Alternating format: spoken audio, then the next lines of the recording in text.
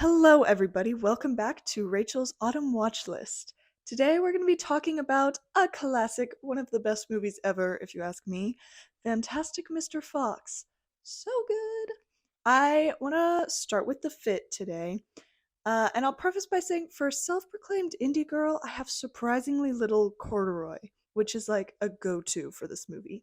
But we went with plaid shorts and the sweater vest and little pigtails to mimic fox ears because I'm hot in this room, but I'm trying to emulate fall vibes. Welcome to Georgia. As Sweet Emily suggested, I'm drinking turmeric ginger tea. I put honey in this specific tea. I don't know why. For some reason, I like my turmeric ginger tea sweet. Fantastic Mr. Fox is a stop motion animated film by Wes Anderson, an icon.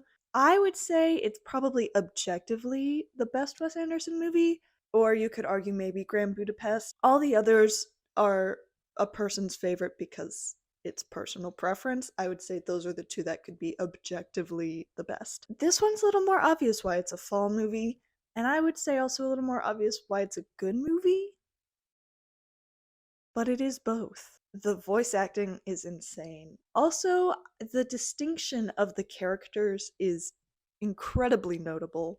They all offer a unique perspective on the situation unfolding and the drama happening. Even the three antagonistic forces in what are their names? Focus Butts and Beans. His name is Bean? I don't remember that. There's the primary aggressive one is heading up the attack against Mr. Fox and also the critters of the area. But then there's the two who really offer this voice of like, I guess we'll do this. We are mad at this fox, but we're not really go-getters. The antagonists have these distinct voices. Also, all of the critters offer a distinct perspective because you have Mr. Fox, who's very risky and goes on his primary emotional arc, which is like, I can't change the fact that I'm a wild animal and I like to do wild animal things.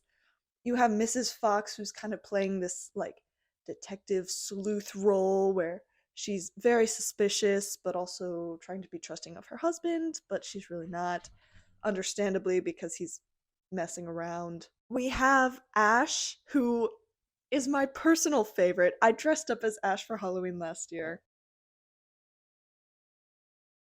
I love him so much. He is the drama, he is the problem. He knows it and he embraces it.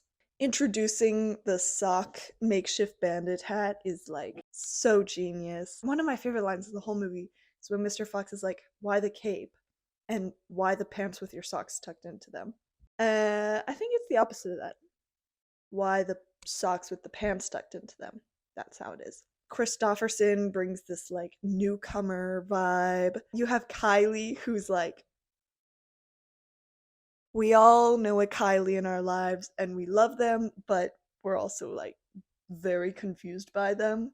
It's very clear that this is one of the most autumnal movies you could literally ever watch. Wes Anderson has basically been making orange cool since 2009. I've never seen so much orange and not been mad about it. Like I mentioned earlier, there's a lot of corduroy.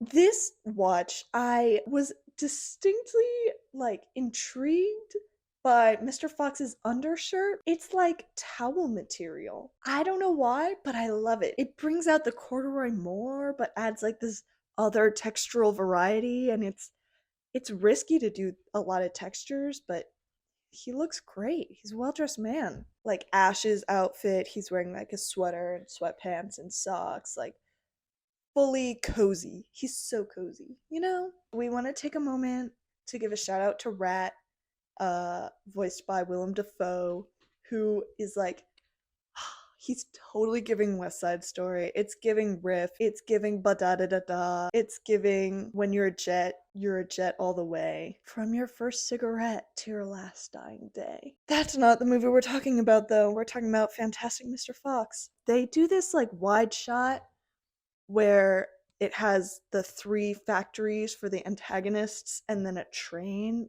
goes by, and it's so dainty and childlike and nostalgic. It's a very lovely shot. When they run into the wolf at the end of the climax, and there's this shot, it's my screensaver on my phone actually. The bottom half of the frame is like orange and warm tones, and it has Mr. Fox's paw in it with his little corduroy sleeve. And then the top of the frame is this like wintry mountainous range with the dark black wolf and the snow on the ground, and the contrast in that one shot is like, it stands out so much. I'm really pleased I went with turmeric ginger tea. Thanks, Emily.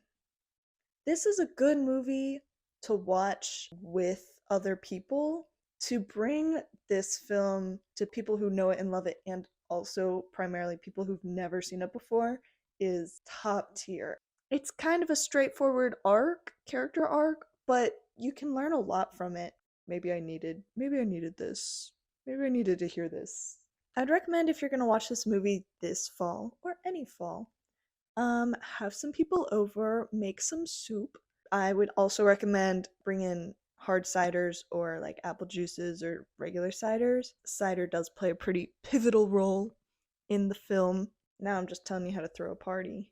Also, it's a detail that's like pretty obvious, but I think in an effort to keep the film PG-13, they swapped every curse word in the movie with the literal word cuss. It's so quaint. It really adds to the character of the film, where it's like, this has themes that are applicable to audiences of any age, and to kind of like not alienate older people and older audiences by making it too childlike. They have the element of like cursing, but also to not alienate younger audiences, it's not actually cursing.